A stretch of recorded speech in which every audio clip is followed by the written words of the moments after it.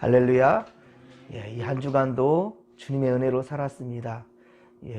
우리가 세상을 바라보면서 실족도 하고 넘어지고 또 세상 마음 품다가 주님 곁을 떠나가고 또 주님과 거리를 둔 그런 순간들도 있었겠지만 하나님은 단 한 번도 우리 곁을 떠나보신 적이 없으십니다.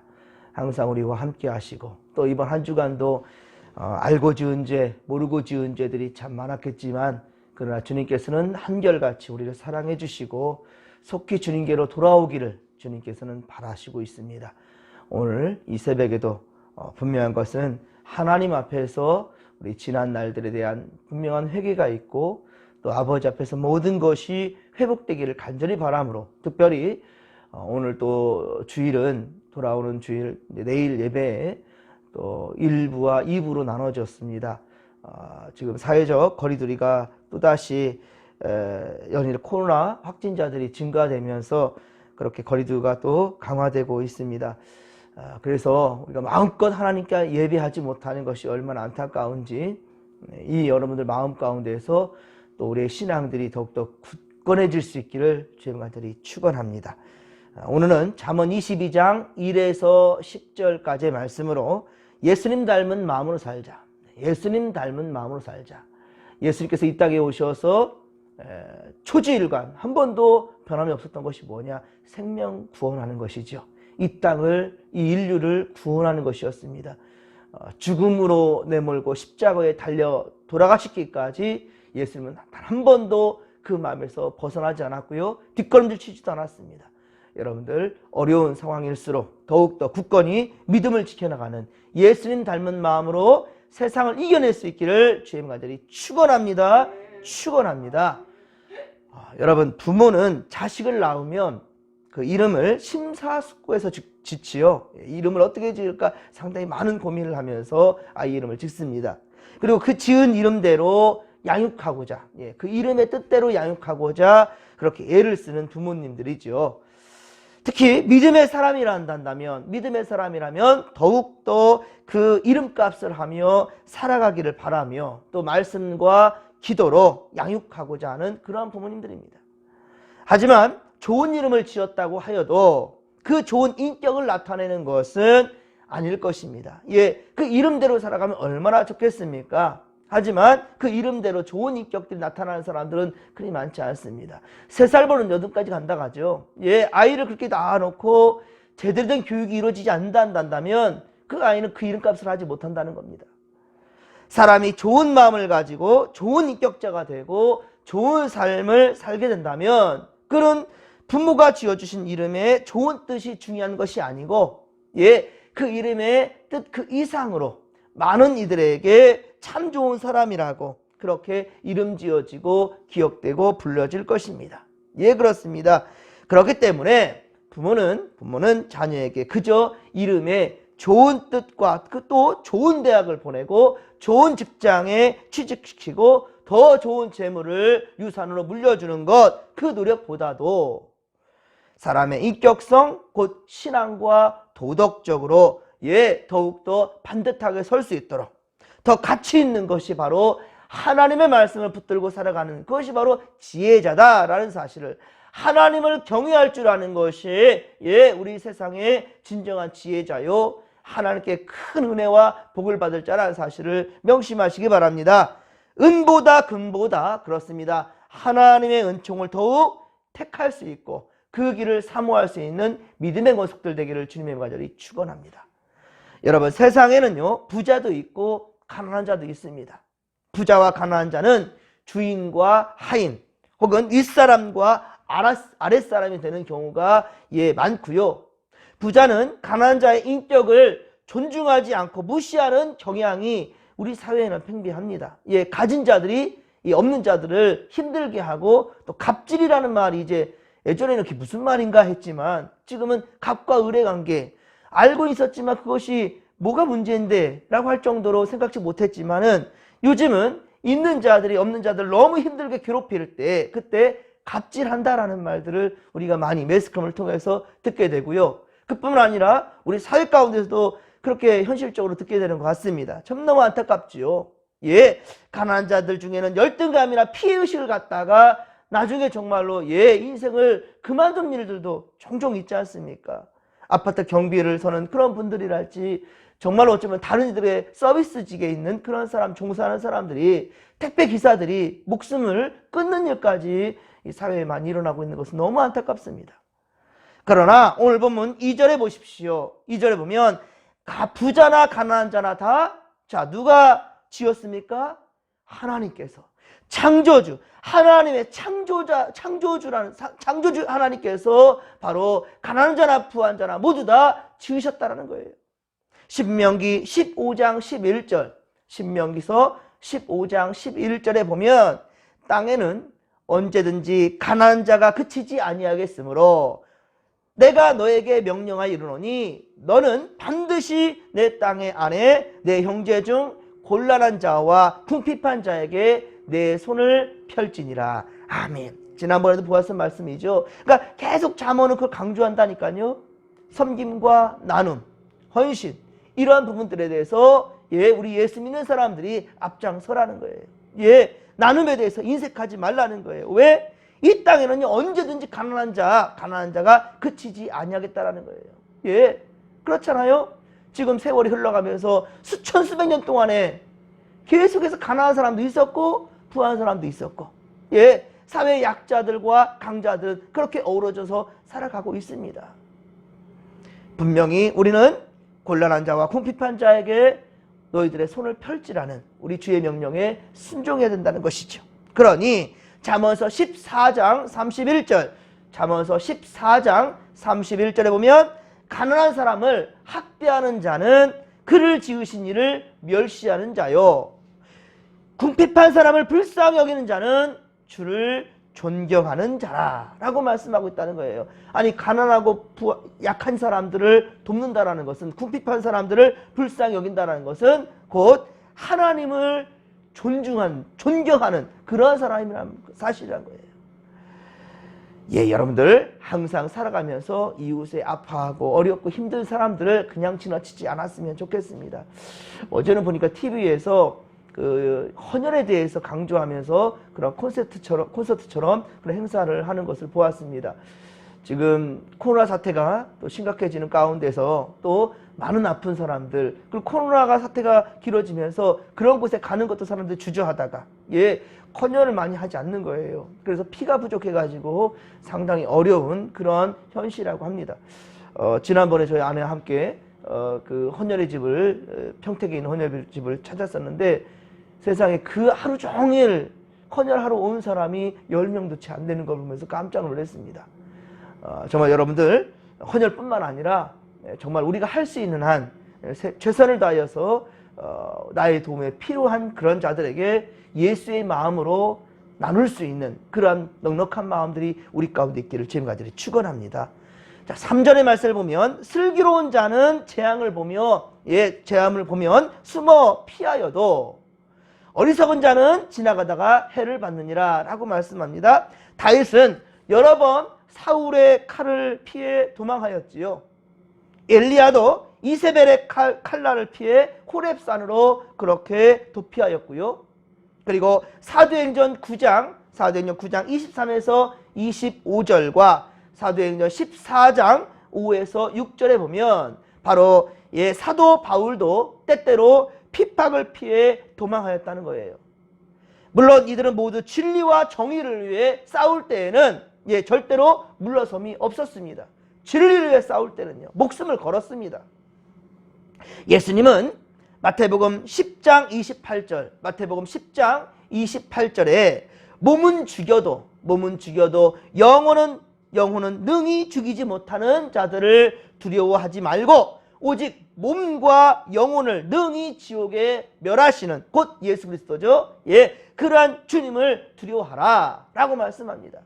우리의 몸과 영혼을 능히 지옥불에 멸하게 하실 그 주님 앞에 우리는 두려워할 것이고 경외하는 그런 마음을 가져야 된다라는 것입니다. 또한 마태복음 16장 25절에 누구든지 제 목숨을 구원하고자 하면 잃을 것이요 누구든지 나를 위하여 제 목숨을 잃으면 찾으리라. 아멘. 라고 말씀합니다. 주님 앞에 이 구원을 위하여서, 복음을 위하여서 죽고자 하는 자는 산다는 거예요. 예, 그렇습니다. 물론 때가 되면 우리 육신은 병들고 아파하다가 죽음을 맞이할 수 있습니다. 그러나 중요한 것은 우리의 영혼은, 육은 죽어 흘러간다 할지라도 우리의 영은 분명히 하나님 창조주 안에 가게 된다는 사실을 명심하시고, 그리고 더욱더 주님 나라, 하나님 예비하신 그 나라에 모두가 다 들어갈 수 있기를, 예, 주의 명한들이 축원합니다. 결코 믿음 안에서 한 발짝도 뒤로 물러서지 마시고 흔들리지 않기를 간절히 빌고 소망합니다. 그러니까 오늘 본문 3절은 비겁한 행동이 아니에요. 예, 비겁한 행동이 아니라 영적인 싸움을 위해 불필요한 재앙을 피한다는 거예요. 불필요한 싸움을 피한다는 거예요. 예, 그렇습니다. 한 발 뒤로 물러서는 이것은 지혜다라는 말이에요. 진리를 위해서는, 예, 목숨 걸으라는 것일진데, 그러나 불필요한 그러한 문제에 대해서는 여러분들 괜히 끼어들어 가지고 그렇게 이 아까운 목숨을 해하게 되든지 여러분 삶이 힘들어지게 되는 것은 결코 지혜로운 일이 아니다라는 것입니다. 우리의 모든 판단과 행동은 오직 하나님을 경외함으로 예수 그리스도가 중심이 된다면, 우리의 삶의 중심이 예수 그리스도가 된다면 나를 비우는 겸손한 자 또한 역시 될 수 있다라는 것입니다. 그러면 오늘 보면 4절에 보듯이 이런 자에게는 재물과 영광도 주시고 생명도 주신다라고 주님은 약속해 주십니다. 그러나 패역한 자의 길은 어떻습니까? 패역한 자의 길에는 가시와 올무가 있을 뿐이다 라고 주님 말씀합니다. 그래서 6절에 보면, 오늘 보면 6절 보면 마땅히 행할 길을 아이에게 가르치라. 그리하면 늙어서도 그것을 떠나지 아니하리라. 아멘. 예, 그렇습니다. 그래서 여러분들 3살 버릇이 8까지 간다는 거예요. 어렸을 때의 교육이 그렇게 중요하다는 거예요. 어렸을 때의 가치관이 바르게, 예, 주님 중심으로 설 수 있도록, 그래서 여러분들은 끊임없이 어린아이에게, 우리 아이에게 이걸 가르쳐야 된다는 거예요. 지난주에 우리 감사절을 보내면서 우리 한참 태어난 지가 꽤 되었지만은 우리 시온이 있잖아요. 영훈 형제, 영훈 성도의 은주 성도의 아들 우리 시온이가 태어났지만 코로나 사태로 또 교회를 오지도 못하고 그런 상황 가운데에 감사절에 오게 되어서 헌화식을 우리가 했어요. 헌화식이 무슨 뜻이냐면 하나님께 이 아이를 맡긴다는 뜻이에요. 세례도 받기 전에 먼저 이 생명은 하나님 주셨다는 것을 인정하는 순간이에요. 그래서 헌화식은 매우 중요합니다.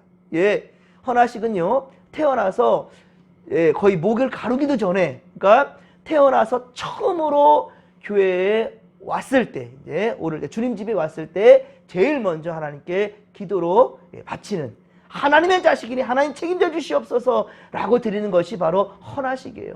뭐 인신 제사를 드리는 그런 의미가 아니고, 예, 그렇습니다. 그러면서 그것이 이제 삶에 계속해서 고백이 되어지면서 죽을 때까지 하는 고백이 무엇입니까? 예, 로마서 12장 1절. 우리의 몸을 어떻게 하라고요? 산 제물로 드리라고요. 그러니까 매 순간 하나님 앞에 오는 순간 우리는 하나님의 제물이 된다는 거예요. 이것은 어떻습니까? 죽고자 하는 자는 산다는 말이 그 말이에요. 살고자 하는 자가 죽는다는 것이죠. 그러니까 우리는 하나님 옆에 항상 우리의 육을 죽이는 겁니다. 육을 죽이고 영적으로 사는 것이죠. 할렐루야. 이것이 바로 헌화식의 중심이고요. 예, 그리고 우리가 끊임없이 주님 나라 갈 때까지 품어야 될 그런 마음이라는 것이지요. 예, 그렇습니다. 어렸을 때부터 그러니까 마땅히, 오늘 6절 말씀 여러분 명심하십시오. 예, 마땅히 행할 길을 아이에게 가르치면 늙어서도 그것을 아이가 떠나지 않는다는 거예요. 그래서 항상 놀아도 교회에서 놀 수 있도록, 예, 항상 교회 중심으로, 예, 그렇게, 예, 그 교회 가는 걸 좋아하는 우리 아이들 되기를 지금까지 축원합니다. 예, 그렇습니다. 어려서부터 오직 하나님 중심, 말씀 중심, 교회 중심의 우선순위를 바로 가르친다면 자라서도 세상의 가치관과 방법을 따르지 않는다는 거예요. 예, 먼저는 세상의 질서를 따르지 말라는 말이 아니라 먼저는 하나님 말씀에 따르면 세상 것들은요, 예, 하나님의 질서대로 따르게 되고 질을 위해 살 수밖에 없게 되는 것이지요. 하지만 육을 위해 산다 한다면 어떻습니까? 줄임 방법과 줄임 생각이 마음에 들질 않아요. 바쁘면 예배가 중요해? 내가 아프면 예배가 중요해? 교회 꼭 가야 돼? 아니, 내일 가면 돼. 다음 주에 가면 되잖아. 계속해서 타협이 되는 거예요. 타협이. 내가 힘들어. 무슨 예물을 드려? 무슨 헌금을 해? 내가 살고 봐야지. 무조건 나의 중심적으로 가는 거예요. 이기적인 신앙으로 가버리는 거예요. 그건 신앙이라고 말하기도 부끄러울 정도로 해버리는 거예요. 때문에 우리의 삶의 우선순위를 오직 주님께 두어야 된다는 사실을 명심하시기를 간절히 빌고 소망합니다. 7절 말씀에 보면, 오늘 보면 7절에 보면 부자는 가난한 자를 주관하고 빚진 자는 채주의 종이 된다라고 말씀합니다. 이 말씀은 세상의 현실을 지금 말해주고 있는 거예요. 세상의 현실을. 그러나 이것이 옳다고 말한 것은 아닙니다. 이 7절의 말씀은 옳다고 말한 건 아니에요. 부자는 가난한 자를 주관하고 빚진 자는 채주의 종이 된다라는 것은 세상의 그러한 현실적인 것을 지금 말해주는 겁니다. 앞서 보았던 잠언 21장 14절, 잠언 21장 14절의 말씀이 긍정이 아니라는 것은 그 다음 15절 이하에 보면 알 수 있었잖아요. 잠언 21장 14절의 말씀은 바로 15절 이하에 함께 읽을 때 이해가 되었던 말씀처럼 오늘 보면 7절은 바로 20절과 함께 읽어야 이해가 된다는 거예요. 오늘 보면 7절은 20절의 말씀과 함께 읽어야 이해가 된다. 자, 20절의 말씀을 한번 읽어볼까요? 20절 시작. 지혜 있는 자의 집에는 귀한 보배와 기름이 있으나 미련한 자는 이것을 다 삼켜버리느니라. 아멘. 미련한 자는 그 가진 것을 다 삼켜버렸다. 즉 다시 말하면 뭐예요? 나만을 위해서 이기적으로 썼다는 말이죠. 나만을 위해서 이기적으로. 나만을 위해서 이기적으로 쓰니까 어떻습니까? 가난한 자들을 마음대로 학대하는 거죠. 회사 종업원들, 회사에서 일하는 사람들, 일꾼들을 어때요? 그냥 부리는 데에만. 그래서 돈을 많이 벌어서 나의 회사를 더욱더 살찌는 것만 생각하는, 그렇죠? 악덕 업주가 돼버리는 것이죠. 그러니 결코 7절은 하나님의 뜻한 것이 아니라 세상의 그러한 현실에 대해서 얘기한다라고 할 수 있겠습니다. 그렇습니다. 하나님을 경외하는 성도는요, 하나님을 경외하는 사람은 가난한 자를 학대하지 않습니다. 그리고 불쌍히 여겨야 하며 구제한다는 거예요. 세상의 이치로는 부자가 가난한 자를 부리게 되는 것이지만 그렇다고 인격 모독까지 하면서 요즘 말로 갑질을 해서는 안 된다는 거예요. 그래서 8절 말씀해 보십시오. 8절에 보면 악을 뿌리는 자는 재앙을 거두게 된다는 거예요. 악을 거둘 뿐이라는 거죠. 9절에 보면 선한 눈을 가진 자는 그러나 복을 받을 것이다 라고 말씀하고 있습니다. 여러분, 선한 마음이 무엇입니까? 선한 마음은 바로 그 다음에 이어지는 말씀인데요. 가난한 자에게 양식을 주는 마음이다. 가난한 자에게 양식을 주는 그런 마음이다 라는 거예요. 곧 불쌍한 이들을 향한 긍휼한 예수님의 마음이지요. 예전에 김용식 권사님이 예전에 값비싼 시계를 집에 방문해가지고 판매하던 그 시절에 그런 일을 우리 김용식 권사님이 하셨다더라고요. 그 집이 정말, 근데 이제 시계를 이제 팔아서 이제 돈을 회수하기 위해서 그 집을 방문했는데 돈을 안 갚으니까 이 무슨 일인가 해서 그 집을 찾았는데 정말 그 집이 찢어지도록 가난한 그런 집이었다는 거예요. 돈을 받으러 갔는데 돈을 받아낼 수가 없는 그런 상황들.